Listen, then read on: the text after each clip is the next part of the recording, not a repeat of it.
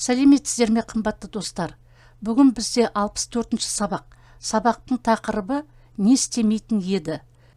Формула: основа плюс май-мей, бай-бей, пай-пей плюс тын-тын плюс еді плюс ңыз. Иметь обыкновение делать что-либо в прошлом. Сұрағы не істемейтін еді? Данная формула означает действия, которые не происходили в прошлом или происходили крайне редко. Отвечает на вопрос, что он обыкновенно не делал в прошлом. Бармайтын еді раньше обычно не ходил. Әкелмейтін еді раньше обычно не приносил. Қарамайтын еді раньше обычно не смотрел. Іздемейтін еді раньше обычно не искал. Жіктелуі, спряжение. Мен өлең айтпайтын едім. Я раньше обычно не пел. Сен өлең айтпайтын едің. Ты раньше обычно не пел. Сіз өлең айтпайтын едіңіз. Вы раньше обычно не пели. Ол өлең айтпайтын еді, он раньше обычно не пел. Көпше түрінің жіктелуі, спряжение множественного числа. Біз шаңғы теппейтін едік. Мы раньше обычно не катались на лыжах. Сендер шаңғы теппейтін едіңдер. Вы раньше обычно не катались на лыжах.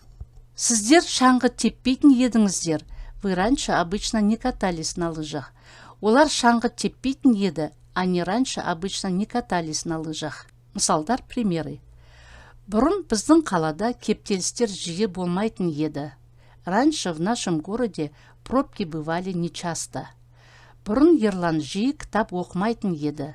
Раньше Ерлан не часто читал книги. Бұрын бұл ауданда автобустар жүрмейтін еді. Раньше в этом районе не ездили автобусы. Бұрын балалар үйде отырмайтын еді. Раньше дети дома не сидели. Санжар ешқашан сабаққа кешікпейтін еді. Санжар никогда не опаздывал на занятия. Біздің мысық ешқашан алысқа кетпейтін еді. Наша кошка никогда не уходила далеко.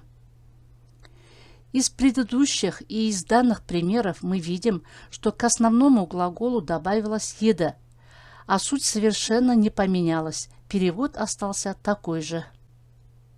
Мысалдар, примеры.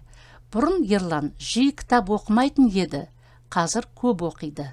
Раньше Ерлан не часто читал книги, а сейчас читает много. Бұрын бұл ауданда автобустар жүрмейтін еді, қазір бұл жақтан бірнеше бағытта жүреді. Раньше в этом районе не ездили автобусы. Сейчас отсюда ездят в нескольких направлениях. Бұрын балалар үйде отырмайтын еді, ал қазір үйде отырып компьютерлік ойындар ойнайды. Раньше дети дома не сидели, а сейчас, сидя дома, играют в компьютерные игры. Бұрын біздің қалада кептелістер жиі болмайтын еді, ал қазір әрқашан деуге болады. Раньше в нашем городе пробки бывали нечасто, а сейчас почти всегда. В данных примерах наблюдаем то же самое с добавлением «еда», перевод не поменялся. Прочитаем примеры диалогов. Сіз бұрын театрға жиі келмейтін едіңіз. Я, қазір қолым бос. Вы раньше не часто приходили в театр. Да, сейчас я свободна. Сен бұрын шаңғы көп теппейтін едің. Я, маған шаңғы тебу ұнап қалды. Ты раньше не так много катался на лыжах. Да, мне понравилось кататься на лыжах. Сен жарыстарға жиі қатыспайтын едің. Я, қазір мен олимпиадаға дайындалып жүрмін. Ты не часто участвовал на соревнованиях. Да, сейчас я готовлюсь к олимпиаде. Дорогие друзья, если вам понравился урок, ставьте лайк, подпишитесь, оставляйте комментарии. С удовольствием рассмотрю и ваши пожелания. Заранее благодарю вас.